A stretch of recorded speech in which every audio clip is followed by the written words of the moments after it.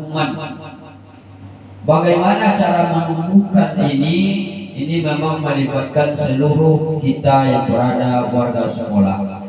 Anak itu kalau menciptakan anak karena dia terpaksa disiplin diberi hukuman, itu nanti hanya akan berjangka waktu pendek. Ketika tidak dihukum atau karena takut dihukum baru dia disiplin. Kalau tak dihukum dia tak disiplin. Kalau dikasih penghargaan baru disiplin. Kalau dipuji baru disiplin. Ini merupakan sesuatu yang tidak baik. Yang dituntut di sini bagaimana anak itu dia disiplin dari dalam dirinya. Jadi keinginan ini wasawah. Keinginan anak itu ingin tumbuh menjadi anak yang disiplin. Kemudian ini anak itu melakukan sesuatu itu dipengaruhi dua faktor, ada eksternal, ada internal. Perilaku anak itu kadang-kadang dipengaruhi mayoritas oleh motivasi eksternal. Apakah dia menghindari, tidak ingin dapat hukuman, takutnya dihukum, mau disiplin, atau dia ingin mendapatkan penghargaan, diberi hadiah. Metode seperti ini tidak baik. Rupanya metode seperti ini tidak baik untuk mendidik anak, menciptakan anak yang punya budaya positif atau disiplin positif. Ketika dia takut dapat hukuman, ketika dia ingin mendapatkan penghargaan, ini rupanya tidak baik. Dan motivasi eksternal itu kepada anak untuk menerapkan disiplin kurang baik, bahkan tidak baik.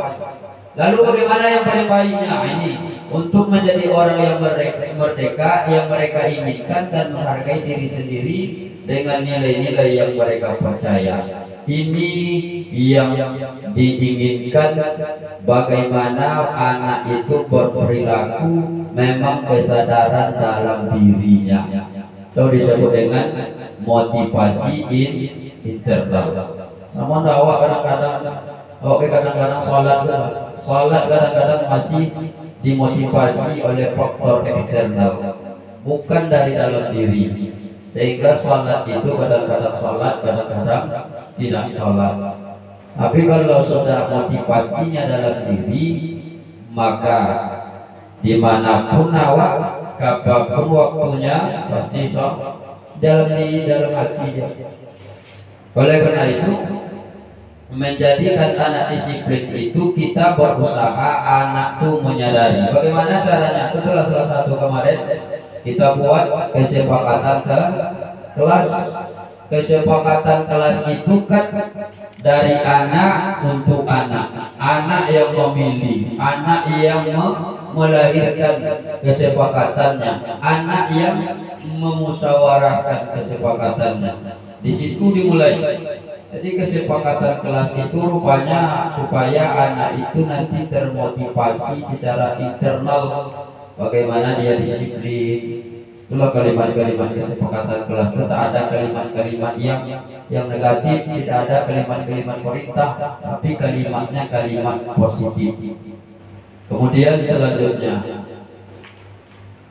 bagaimana menerapkan tadi disiplin positif itu, ini berpengaruh kepada posisi kontrol seorang guru. Rupanya guru itu ada 5 posisi kontrolnya. 1 menghukum, 2 membuat rasa bersalah, 3 sebagai teman, 4 sebagai pemantau, 5 sebagai manajer. Ini ada berapa? Awak pasti pernah menghukum, awak pasti pernah membuat anak itu merasa bersalah. Yang ketiga, awak pasti bisa menjadi teman. Yang keempat jadi pemantau, dan yang kelima jadi manajer. Seperti apa posisi kontrol ini?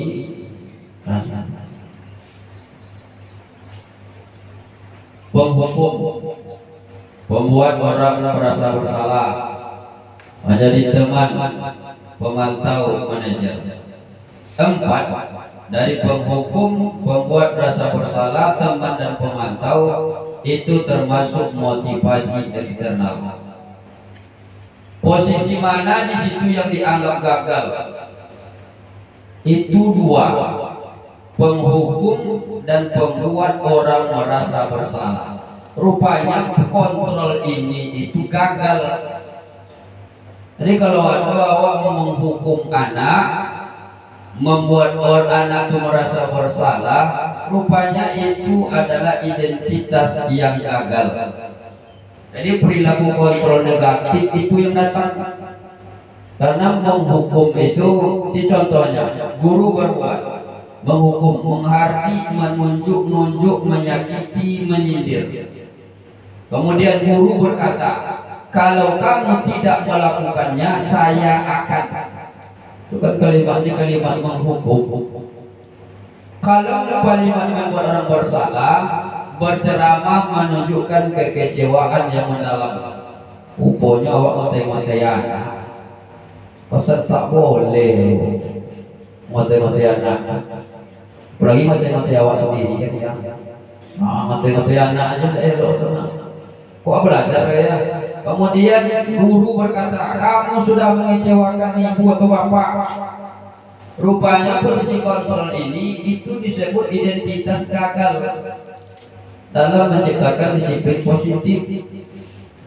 Yang dianggap itu identitas berhasil, jadilah kita sebagai teman. Sebagai temannya, guru membuat alasan-alasan untuk murid-muridnya. Apa contohnya? Dia nanti bisa berdialog dengan muridnya. Nah, kalau kau mau belajar A, B, C, nanti ini nak. Hasilnya nanti ini dapatkannya nak. Jadi bikin alasan-alasan yang anak itu bisa termotivasi untuk belajar. Kalau guru berkata, lakukan untuk bapak ibu ya, sudah nanti bapak ibu bantu bereskan. Ini tolong ya nak ya, mau kalau tidak selesai bengkok bela ibu tanya, ibu tunjuan, ibu bantu. Potong gue itu posisinya posisi teman. Dalam kelima posisi ini yang terbaik itu adalah manajer. Bisa tak awak menjadi guru yang kontrol awak itu sebagai manajer? Itulah yang dianggap oleh berhasil itu. Manajer, apa manajer? Guru mengajukan pertanyaan-pertanyaan, kemudian guru berkata apa yang kita yakini, apa kamu meyakini hal tersebut.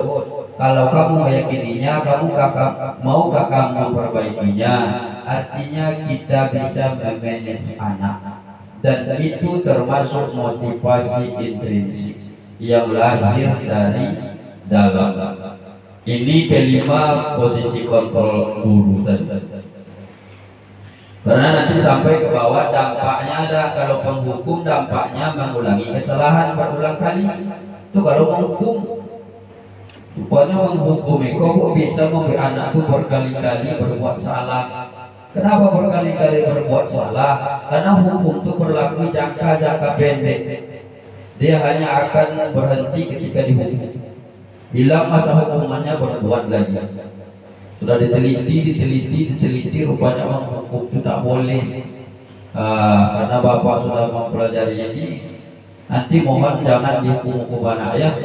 Kemudian selanjutnya kalau tidak bisa pak nanti pertanyaan nanti ada pertanyaan nanti ya. Kemudian yang menjadi membuat rasa bersalah, anak itu kan merasa rendah diri, dia merasa gagal dan tidak berharga.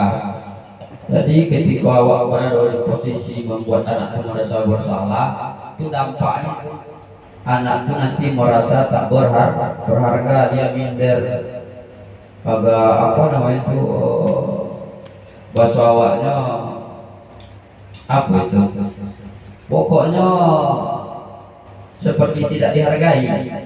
Oh guru itu dah apa kedaya, guru itu dah apa kedaya. Guru itu tak jadinya menguasai itu anak-anak yang tadi membuat ini merasa bersalah, rendah diri, tak ada PD itu lagi, tak ada semangatnya itu lagi. Kacau jadi ini dampak-dampaknya.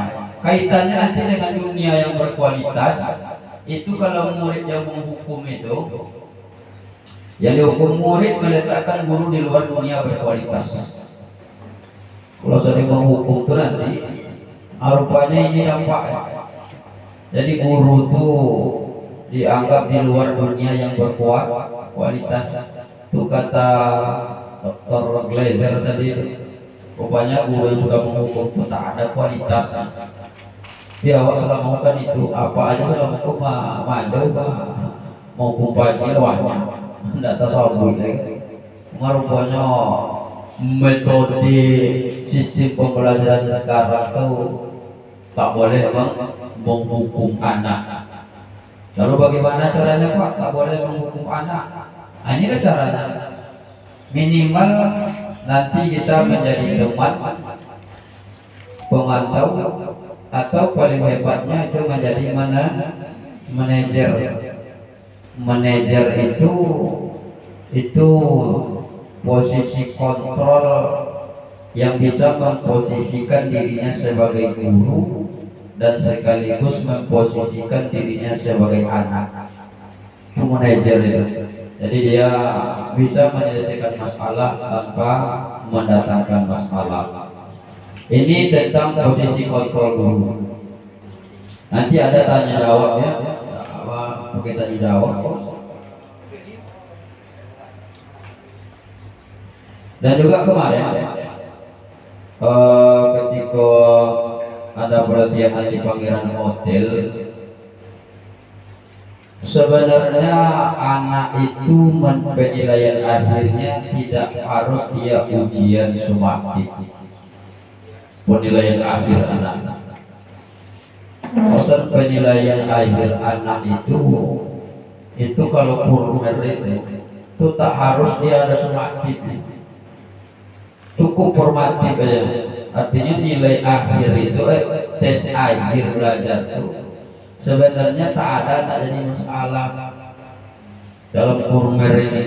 Semuanya ujian semester 2, ujian semester 3, ujian semester 1 tak ada sebenarnya tidak apa-apa. Dulu gimana caranya Pak menilainya? Anak itu dinilai dibagi kepada pada kemarin 2 garis besar. Pertama, anak itu dibagi cara penilaiannya, ukur dulu kemampuan anak. Kalau anak itu kemampuannya rendah, maka dikasihlah dia materi yang rendah.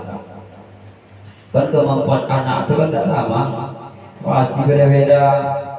Anak yang kemampuannya menengah, kasihlah dia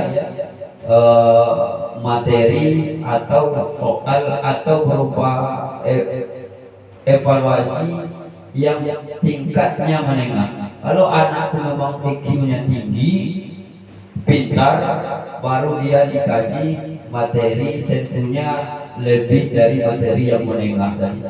Jadi menengok anak. Kalau anaknya rendah, dikasih dia materi tinggi, itu pasti tidak mencapai KKN, pasti tidak akan lulus, pasti tidak akan berhasil, pasti anak itu tidak akan mencapai apa yang menjadi capaian pembelajaran.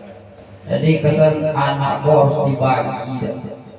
Itu namanya asesmen diagnostik itu. Jadi ada pemetaan awal anak tuh nampak model. Awak kan assalamualaikum memukul ratakan anak dari anak A sampai anak Z. Aku pertanyaan sobat. Kosan yang anak Z itu tidak bisa baca. Pertanyaan gitu, jadi kosan tak harus dipetakan anak-anak. Memang kodenya agak rumit. Tapi kalau dijalani sebenarnya tidak susah. Dan anak itu gak pun cara menerima pembelajaran itu kan. Kalau sekarang kurmer ini yang merasakan dituntut kita tuh punya variasi. Dituntut awak berkolaborasi, dituntut awak berinovasi, dituntut awak merdeka. Anak yang kemampuan belajarnya hanya melalui visual, ditampilkanlah yang berupa gambar. Mungkin dari itu anak itu bisa menangkap pelajaran, Ada anak tuh dengan mendengar audio, wah bisa didengarkan tawa kayaknya kan, tak ada sebuah apa nama itu suara atau bunyian. Ada anak tuh memang kinestetik, tak jam dah kelas lah. Kojokin, kojopamai. Kalau yang pelajari potong di pangeran, itu jangan bohongi anak kojo urusan. Awak apa nak bohongi, tu kan? Awak menuli, anak kojo, pasal nak boleh bohongi kan kojo dulu. Di bayinya, kau mau belajarnya matematika kok, menghitung kok. Dari nyoba kojo, apa itu kelereng beliau nanya, kojo kelereng apa? Tiga tambah 4 tambah 5-nya, pakai kelereng. Atau anak-anak yang tak berdiam itu pandai dakwah mengolah anak itu dengan anak itu tak diam. Apa yang bisa menemu dengan tidak berdiam itu tujuan pembelajaran tercapai. Jadi kalau memang metode pembelajaran itu punya strategi dan punya apa nama itu boros ada model-model pembelajaran yang setiap anak itu cara penerimaannya berbeda. Jadi petakan anak itu ketika belajar ini beliau beliau L, beliau berkelompok, beliau di bawah, beliau di mana aja. Itu yang namanya pembelajaran yang bervariasi. Boleh. Iya. Awak kan selama kan tidak akan anak duduk, awak duduk di meja. Boleh. Jadi kosan tak sedih itu. Jadi kelulusan anak tadi kok jangan pemetaan awak tadi. Pemetaan awak tadi itu kelulusan anak. Itulah selama itu. Awak kadang-kadang kan memukul ratakan anak. Jadi kau di mana mulainya supaya anak itu bisa disiplin positif? Itu ketika posisi kontrol awak sebagai seorang guru minimal yang dua awal itu dibuang, penghukum, pembuat rasa bersalah, itu negatif, dibuang itu. Jadi jangan menghukum anak awak dan menghukum anak. Mulai kalau awak jangan menghukum anak. Yang kedua, kalau awak adalah menjadi teman, bahasa awak ke teman itu adalah bos. Pasti bahasa awak ke teman itu enak didengar, enak diucapkan, enak pula dibuat. Di bahasa itu itulah mulai di sekolah itu tidak celokong, malah awak kan lahir dari sistem pendidikan kok mau apa?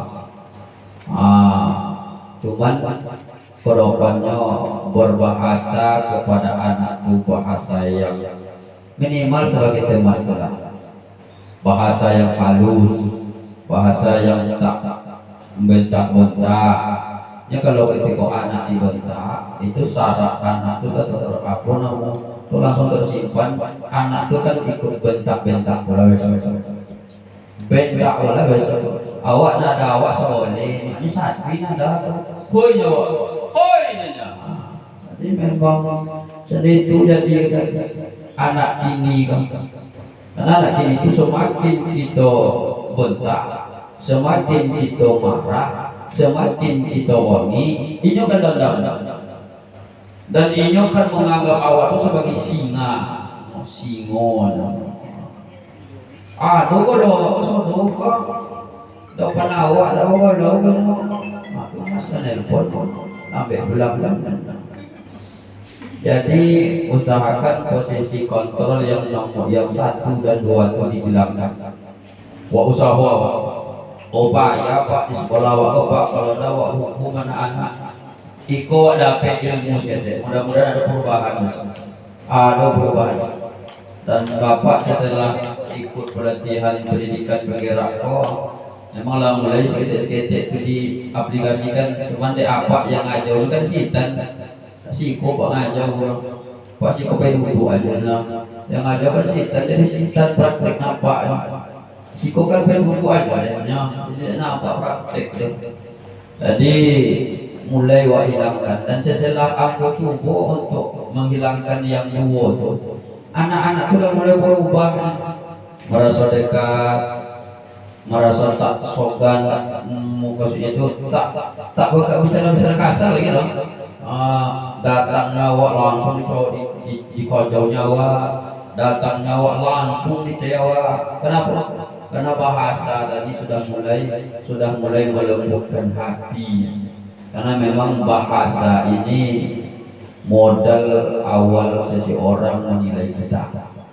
Ya, ada orang kaya, orang tak respect dengan orang kaya. Apa nyuang kok kaya bonanya tak kan nyampe makan awak. Tidak respect dong.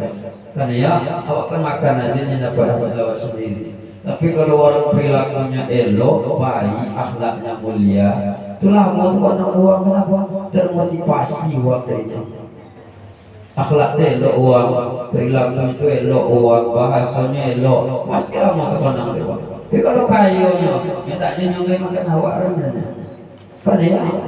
Jadi ini masalah posisi kontrol, buat kontrol guru. Nah ini yang paling tinggi itu manajer. Guru berbuat sesuatu bersama murid, mempersilahkan murid mempertanggungjawabkan perilakunya dan mendukung murid agar dapat menemukan solusi atas permasalahannya sendiri. Kemudian posisi manajer mengacu pada restitusi yang dapat menjadikan murid sebagai manajer bagi dirinya sehingga tercipta identitas positif yang berhasil pada diri murid. Disiplin positif ini akan terwujud ketika kita menerapkan segitiga restitusi. Tidak ada sekolah anak yang tak punya salah. Tidak ada sekolah anak yang tak punya kesalahan. Pasti itu. Dan kan anak TK, anak yang kuliah dia pasti punya kesalahan. Bagaimana caranya kesalahan itu kita hilangkan tanpa menghukum? Bagaimana caranya? Bagaimana anak itu dia bersalah tapi dia sadar akan kesalahannya dan berubah?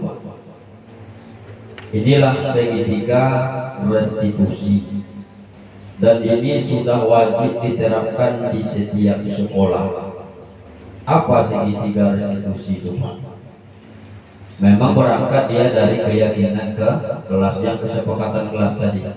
Itu kembalikan nanti itu pertanyaannya kepada keyakinan ke kelas yang telah kita buat bersama. Yang mana guru berperan dalam mewujudkan terbentuknya keyakinan sekolah ke kelas dengan adanya kesepakatan guru dan murid itu sudah ada di setiap kelas. Kemudian keyakinan sekolah kelas berupa pernyataan universal yang mudah diingat, dipahami dan harus diterapkan dalam lingkungan sekolah. Itu kesepakatannya kalau Bapak tengok sudah luar biasa. Ini segitiga restitusi. Inilah modal kita menghadapi anak yang punya masalah. Modal segitiga restitusi dalam penyelesaian masalah. Penyelesaian masalah. Guru yang berperan sebagai manajer menggunakan segitiga restitusi dalam penyelesaian masalah melalui 3 tahapan. 1, itu namanya segitiga, ada 3, menstabilkan identitas. 2, validasi tindakan yang salah. 3, menanyakan keyakinan. Seperti apa prakteknya? Itulah dulu Bapak praktekkan sama Ica. Ini sebagai contoh kita.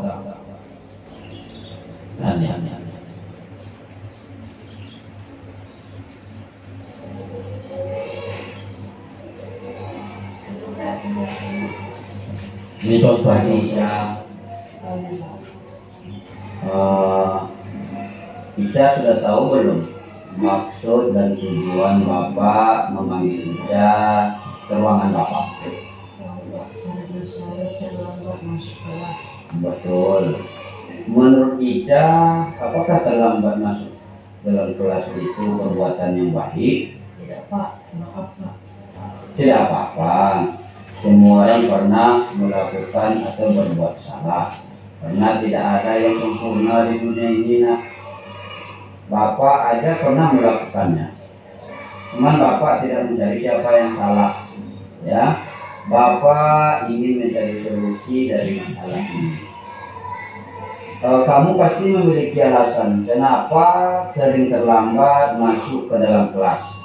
Saya saya merasakan demam bersama teman Pak, dan karena sibuk bermain, saya jadi terlambat ke kantin. Bagus. Enak ya bermain itu seru, asik bermain bersama teman. Agar Ica bisa tetap bermain, tetapi tidak terlambat masuk ke dalam kelas, bisa nggak bisa?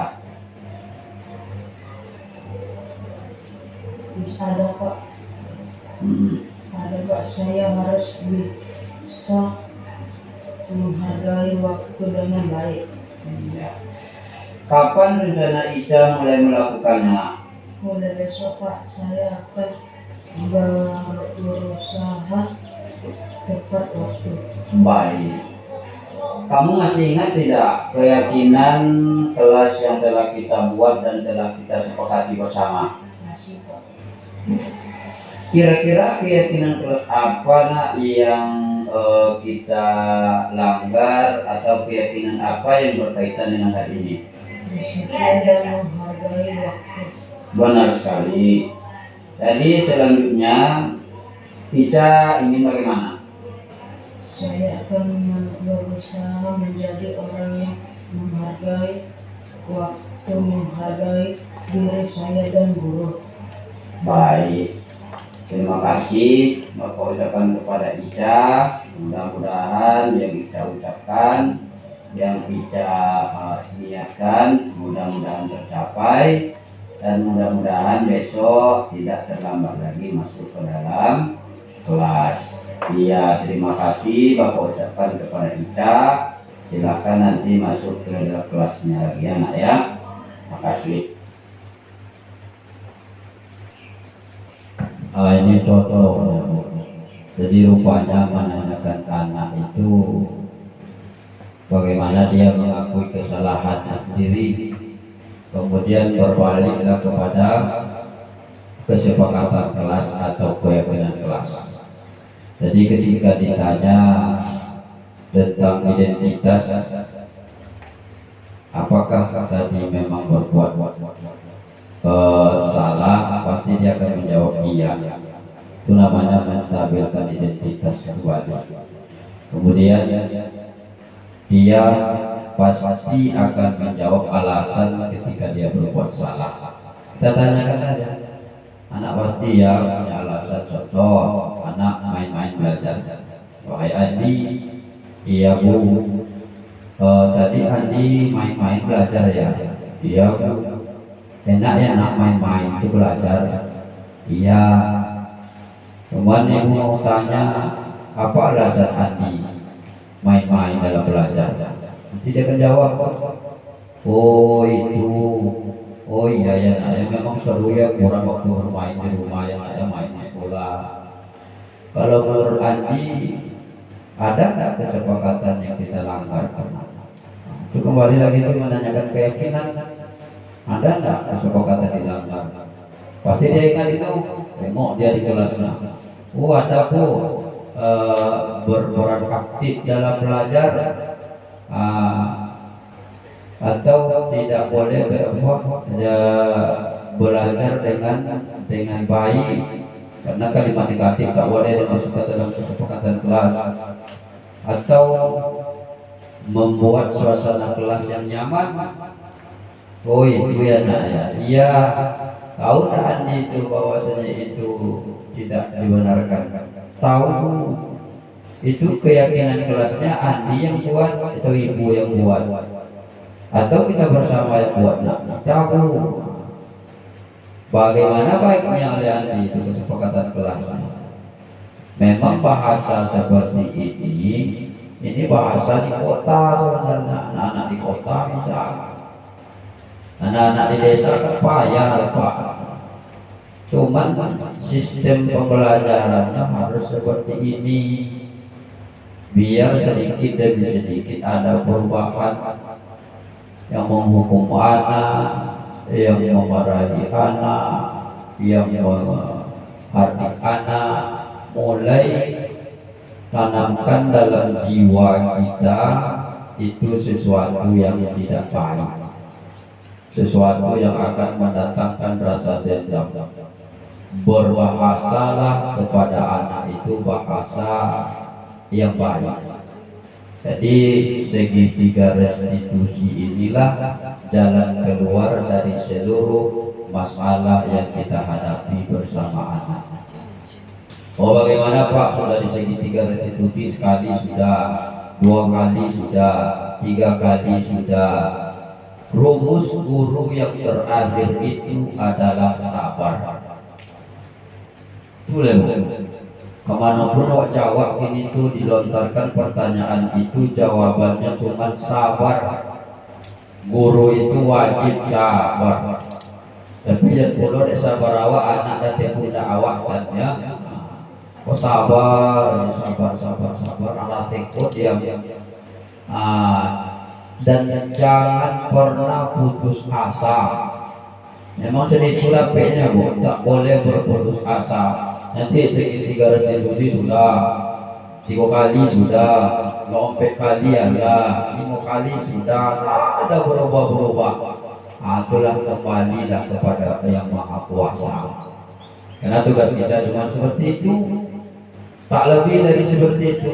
Kalau memang kita sudah sabar, kita serahkan lagi kepada Yang Kuasa. Nanti ada orang yang bertanya, saya sudah segitiga restitusi Pak, saya sudah lakukan ini Pak, menjadi teman sudah juga Pak, menjadi manajer apalagi saya usahakan Pak, tapi anak tetap ini. Itulah doa lagi terakhir. Tapi jangan kita putus asa dari awal dulu. Kalau dari awal apa putus asa, nah kamu gitu bisa, apalagi Jeffrey, kocok ya, tapi waktu dulu kita usahakan dulu. Karena ketika bisa menciptakan suasana yang seperti ini, maka sekolah ini akan tercipta disiplin positif seluruh warga sekolah. Nanti anak-anak itu tidak ada untuk kan mencari sendiri awak, kan bersalam sendiri dengan awak, kan menyapa sendiri nyawa, akan berbicara sendiri yang baik dengan awak. Jadi awak dan pernah lagi berbahasa yang ketika kita dengarkan bahasa itu sendiri, kita tak mau mendengarnya. Awak sendiri itu tidak lewat. Jadi sama dengan anak. Jadi memang awak masih dalam sistem pengajaran dan pembelajaran seperti itu. Nanti bertanya ada 10 menit ya. Ini budaya positif, ini menurut filosofi Ki Hajar Dewantara dan juga dikaitkan dengan nilai dan peran guru. Ini sebenarnya ini guru penggerak, tapi ini guru kita nih, nilai dan peran guru kita semua dan visi kita sebagai guru. Itu kalau menurut filosofi Ki Hajar Dewantara, dengan menjalankan budaya positif di sekolah, maka akan mempermudah dalam tercapainya tujuan pendidikan nasional sesuai dengan filosofi Ki Hajar Dewantara, yaitu pendidikan yang berpihak pada murid dan bersifat menuntun pertumbuh hidupnya kekuatan kodrat yang ada pada murid. Artinya memang pola seperti ini itu akan terciptalah sistem pembelajaran yang study center atau student center, atau pembelajaran yang berpusat pada murid, bukan teacher center, bukan berpusat kepada guru. Kalau selama ini kan pusat pembelajaran itu kan guru tuh, anak-anak buka buku sekian, apakah itu jauh sama saudara. Anak-anak buka buku sekian itu kan pusat kan kepada awak. Jadi boleh seperti itu Pak, kalau pembuka pelajarannya boleh, tapi ketika sudah berlangsung proses pembelajaran, aktifkan seluruh anak. Jadi bukan dengan awak pusatnya lagi, pusatnya anak. Anak tuh ingin A, awak contohnya pembelajaran tujuan capaiannya matematika lah, matematika perkalian 10 kali 10 100. Tentu untuk menghasilkan 10 kali 10 itu menjadi 100, Itu kan banyak rumusnya, itu banyak jalannya. Banyak jalannya kok bisa 1 kali 100 hasilnya 100, atau bisa 10 dikali 10 hasilnya 100 bisa ya. Atau nanti 10 dikurang 5 ditambah 5 ditambah 5 atau dikali 5 bisa juga hasilnya 100. Pokoknya menuju hasil 100 itu banyak, bisa dengan berbagai jalan yang berbeda. Jadi anak-anak itu kalau bisa nanti dalam belajar itu kata Bu Ros tadi sudah ada diagnostiknya, data awal anak-anak. Awak kan tonton tuh anak tuh seminggu sama awak kadang-kadang doain sama awak lebih awak pandai baca kok tak pandai baca aku tonton awak sekali roda aku contoh yo aku andai tak mandi sekolah aku tak ambil kita ambil.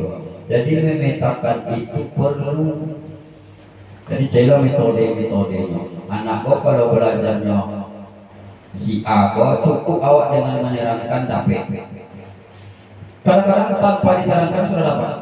Ada anak-anak pula biwa kok menerangkan tak ada aja diterangkan itu boleh cari metode lain. Tak melalui gambar, tak melalui video kan fokus awak kan ada manfaatkan itu.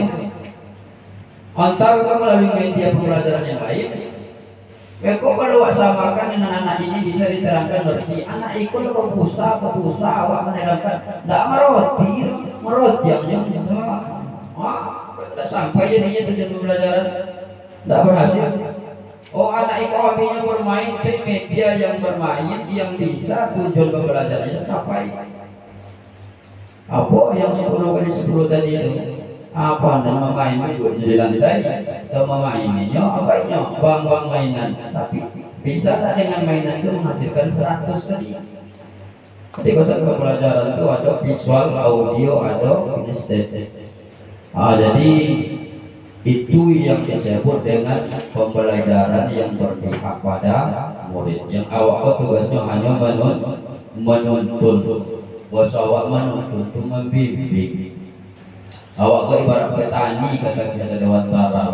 Apa petani itu Pak? Awak mau nanam padi. Ketika padi kau ditanam, nah ia tumbuh dinyo, tentu perlu pupuk. Perlu awak memberosion, perlu awak menjago. Itu tuh kerja awak anak. Awak tuntun dinyo, awak pupuk dinyo, awak jago dinyo, awak bimbing dinyo. Ada urusan awak, urusan Allah Ta'ala. Padi itu ada tidak jadi padi. Itu tidak urusan awak itu. Itu urusan Allah Ta'ala itu. Awak dapat bimbing lelo, dapat jago lelo, dapat dituntun lelo. Allah kerahkanlah seluruh kapasitas awak daya supaya awak untuk anak awak. Tiba ngaji itu tidak awak boleh. Kalau cowok dia disono upaya itu nih gue jalan tentu ada. Tapi itu kan kegiatan Dewantara bagaimana dengan menuntun tadi kodrat pada anak itu lahir dengan sendirinya. Ya anak kan dipengaruhi dari dua urus ya, kodrat alam, kodrat zaman. Kodrat alam itu apa? Kalau lingkungan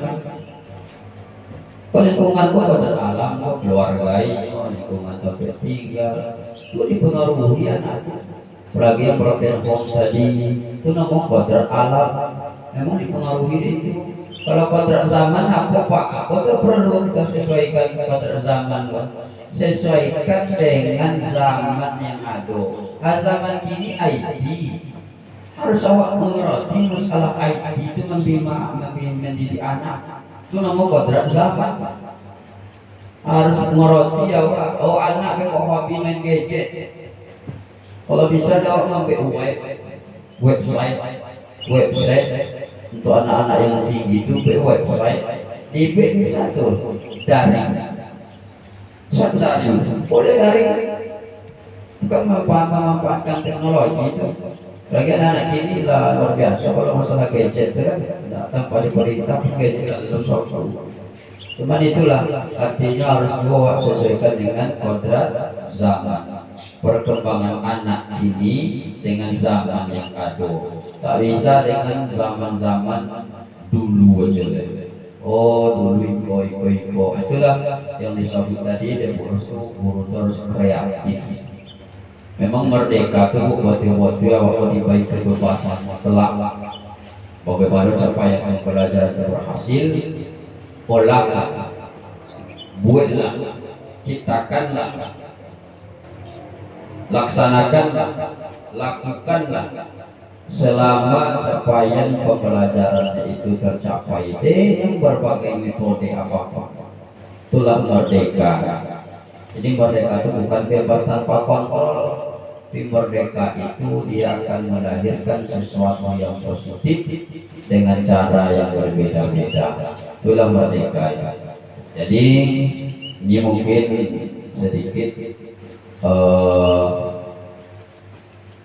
yang nanti bisa kita terapkan sedikit demi sedikit di sekolah kita. Kemudian budaya positif dapat terwujud jika seorang guru memiliki 5 nilai. Ini karena Bapak sini guru penggerak, sebenarnya kan 5 nilai guru ini: berpihak pada murid, mandiri, reflektif, kolaboratif, dan inovatif yang disebutkan Boros tadi. Dan ini tentunya sudah ada pada diri kita. Inilah nilai seorang guru itu, atau peran seorang guru itu yang 5 yang paling luar biasa itu memang ditekankan berpihak pada murid. Artinya berpihak pada murid, memandang murid itu bukan beban, tapi memandang murid itu sebagai makhluk yang perlu tuntunan dan bimbingan. Itulah murid. Jadi yang berpihak pada murid itu seperti itu. Kemudian budaya positif juga dapat terwujud dengan mendorong kolaborasi antara semua warga sekolah, dengan adanya keyakinan sekolah yang harus disepakati dan dilakukan bersama. Dan besok insya Allah kita cari hari yang lain untuk membuat kesepakatan kita. Jadi sekarang kan kesepakatan kelas nih, besok kita buat ulang kesepakatan kita, kesepakatan guru dan tenaga kependidikan. Kita yang memutuskan, kita yang buat bersama, nanti kita letakkan di kantor. Dan nanti itulah yang menjadi kesepakatan sekolah. Nah, nanti kita cari hadiahnya. Mungkin itu yang dapat Bapak sampaikan. Kalau ada yang bertanya, itu dipersilakan. Kalau ada, karena ini juga menyangkut apa namanya itu perubahan, dan juga menyangkut tentang proses pembelajaran di sekolah kita. Kenapa diangkat disiplin positif? Karena cuma dengan disiplin positif itulah akan melahirkan sistem pembelajaran yang menghasilkan atau beroutput yang positif. Jadi output itu memang positif pula. Dari mana dilahirkan? Tentunya dari disiplin. Sebenarnya disiplin aja, cuman kini disangka positif.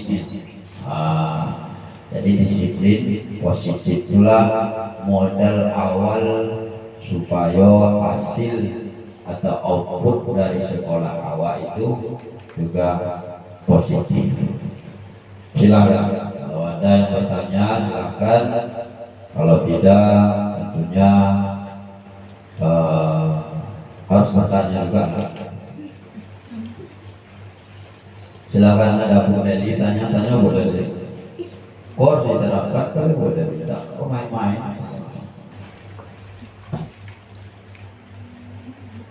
Ini Pak. Ya Bu Deli.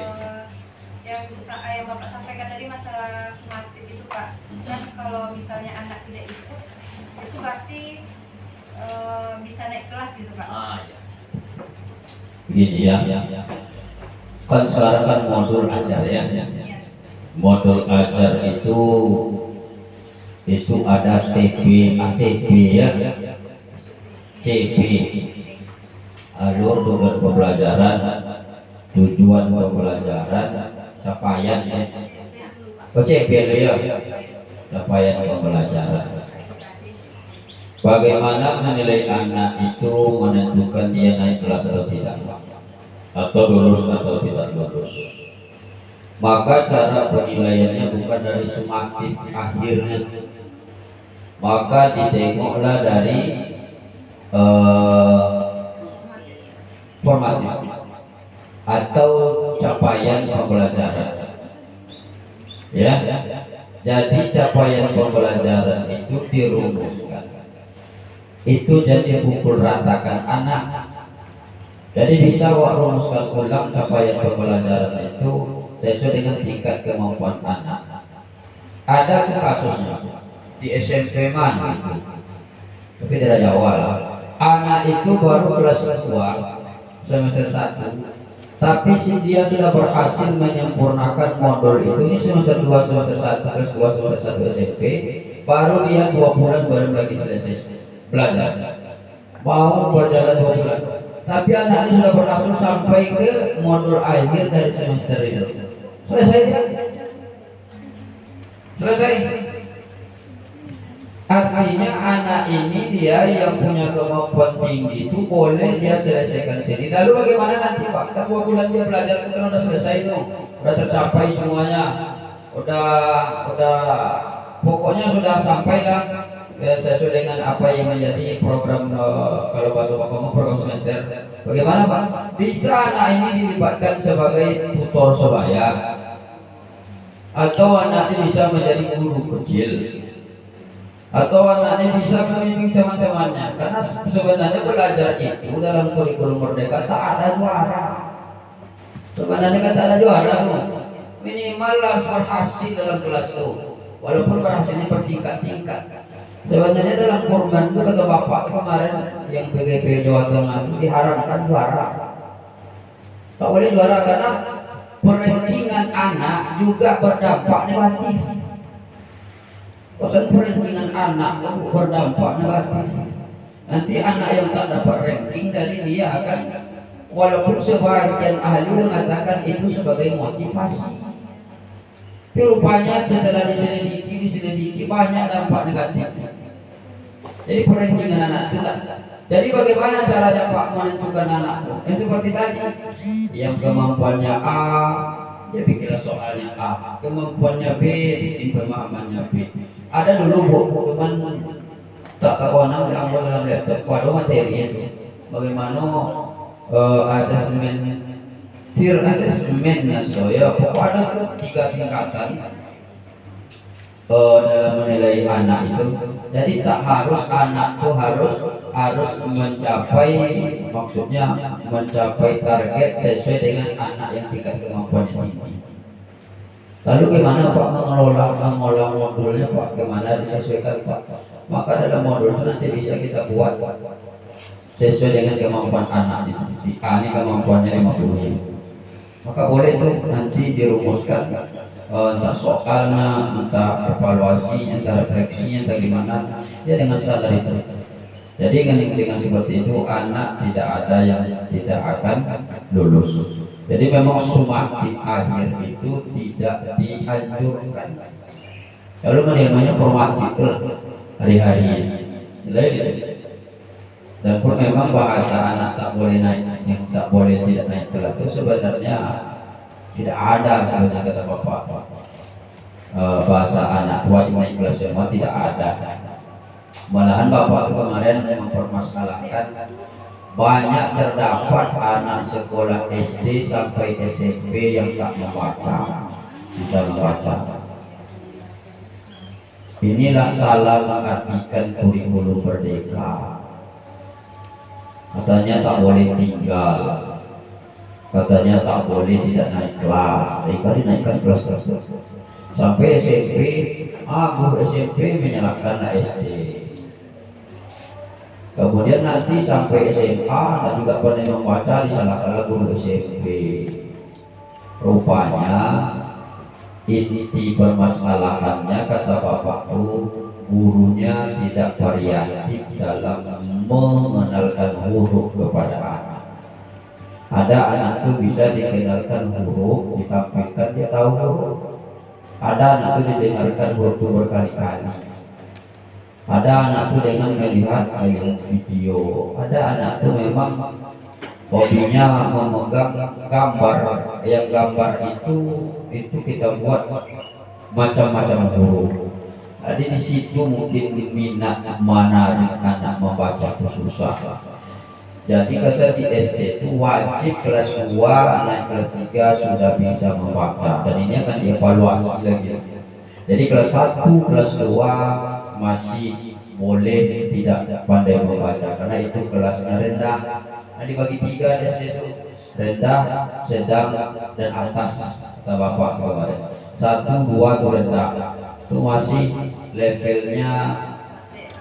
Iya pasti A, ya pasti A itu levelnya CB. Apa namanya itu baca hitung, calistung, calistung.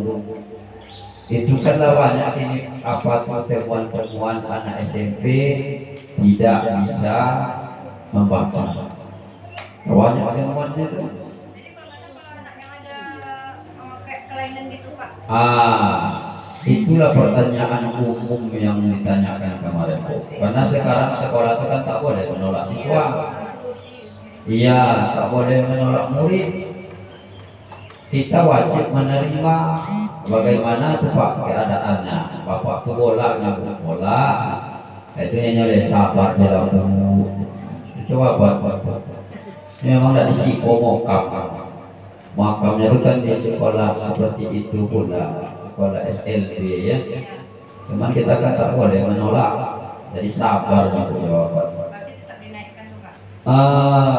Pertanyaannya bukan tetap dinaikkan, jawabannya bukan tetap dinaikkan, tetapi tengok perkembangan anak, tetap tengok perkembangan anak yang inklusi itu, tetap tengok perkembangan anak. Nanti ketika anak itu dinaikkan, itu malahan akan kata bapak itu membuat beban bagi anak. Jadi panggil orang tuanya, kasih masukan, kasih nasihat perkembangan anaknya, sampaikan kepada orang tua. Kalau memang tak layak, kita ada. Kalau kurikulum mereka Pak habiskan satu fase. Pakai A. Pokoknya kelas 1 dan kelas 2 kan habis satu fase. Iya. Tapi kelas 1 tak ada yang tinggal. Nanti di kelas 2 kalau dia memang tidak betul-betul tidak bisa, nanti bisa tinggal kelas. Bisa tinggal kelas ya. Di kelas 2 baru habis satu fase.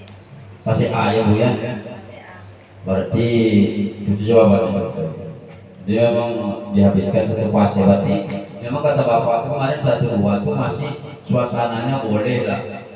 Anak-anak bisa membaca boleh lah gitu. 1, 2 boleh.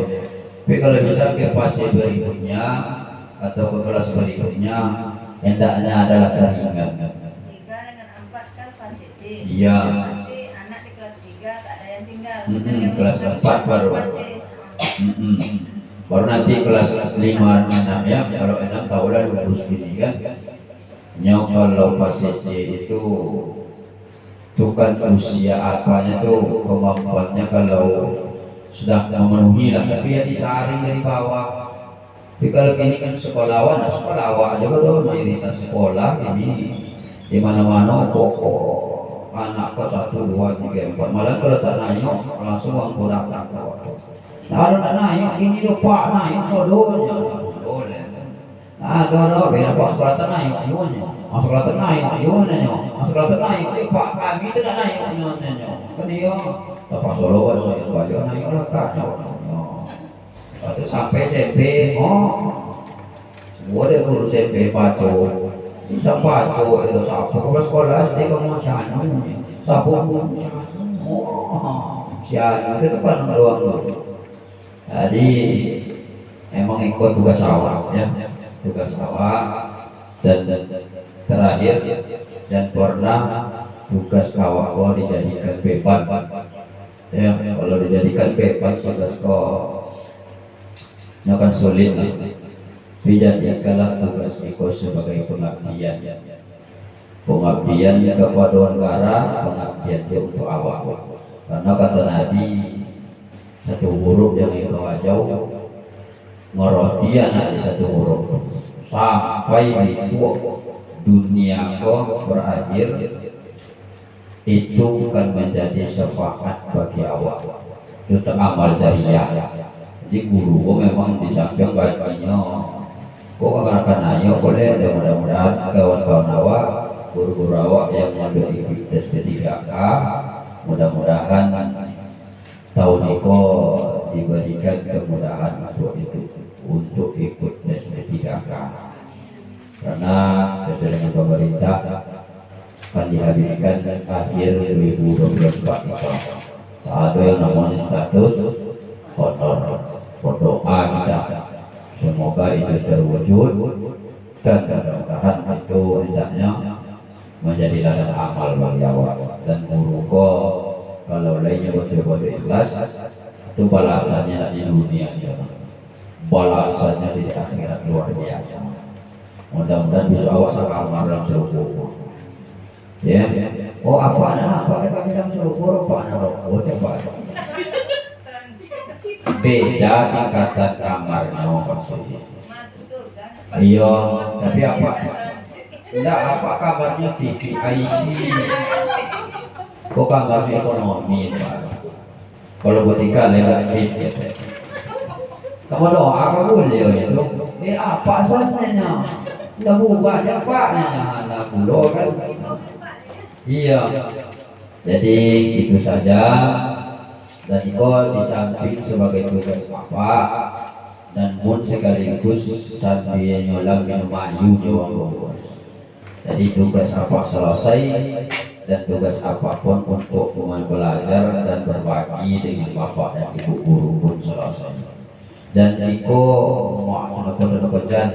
Iko harus merubah mindset awak ke depan, bagaimana anak-anak awak itu berkarakter dengan karakter pelajar profil Pancasila, itulah maksud ya, itu mahal itu dalam kurikulum merdeka itu mahal karena visinya dari situ berkarakter berakhlak.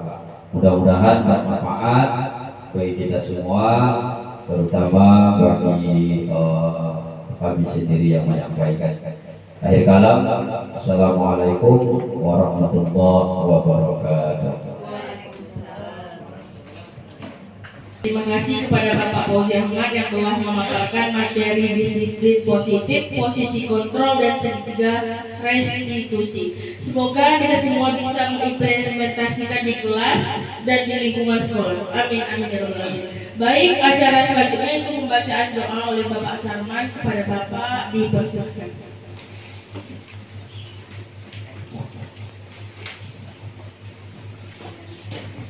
Assalamualaikum warahmatullahi wabarakatuh. Alhamdulillahi arsala rasulahu bil huda wa dinil haqq liyusira 'ala dinihi walau karihal kafirun walau karihal musyrikun. Wa asyhadu an la ilaha illallah wa la syarika lah wa asyhadu anna Muhammadan abduhu wa rasuluhu la nabiyya ba'dahu. Yang saya hormati para bapak majelis guru yang hadir pada acara ini dalam rangka pemberian bimbingan. Mudah-mudahan pemberian bimbingan ini menambah ilmu kita dan menjadi berkah. Amin ya rabbal alamin. Selawat berikan salam tidak bosannya kita atur oleh polisi alam, yakni Nabi besar kita Muhammad sallallahu alaihi wasallam, dengan ucapan Allahumma sholli ala sayyidina Muhammad wa ala ali sayyidina Muhammad. Baiklah, sebelum kita mulai doa, terutama kita doakan supaya apa yang diberikan oleh Bapak kepala sekolah tadi, bimbingan ilmu kepada kita, dapat kita mengaplikasikan dalam kehidupan kita sehari-hari dan kepada anak didik kita. Kita mulai dengan membaca Ummul Fatihah. A'udzubillahi minasyaitonirrajim. Bismillahirrahmanirrahim. Alhamdulillahirabbil alamin. Arrahmanirrahim. Maliki yaumiddin.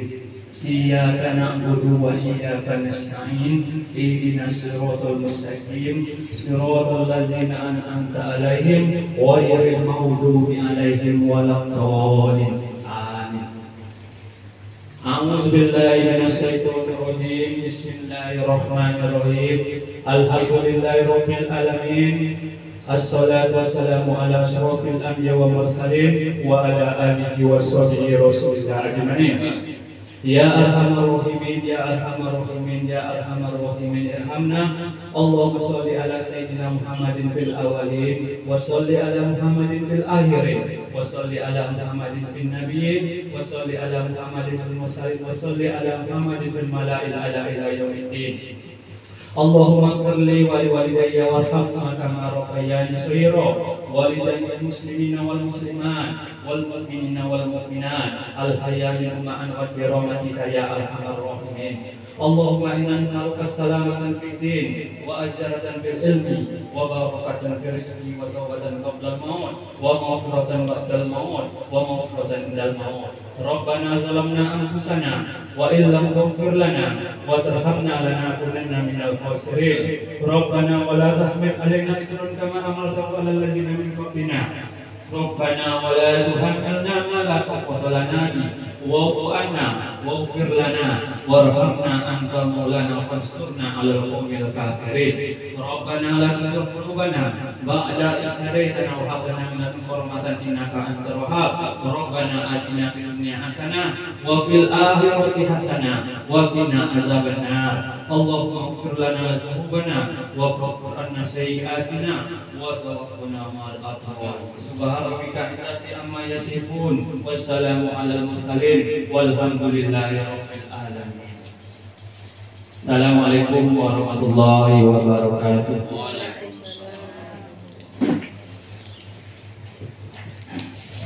Terima kasih kepada Bapak Sarman yang telah memimpin doa pada siang hari ini. Baik, sampailah kita ke penghujung acara. Saya selaku protokol mohon maaf atas segala kekurangan.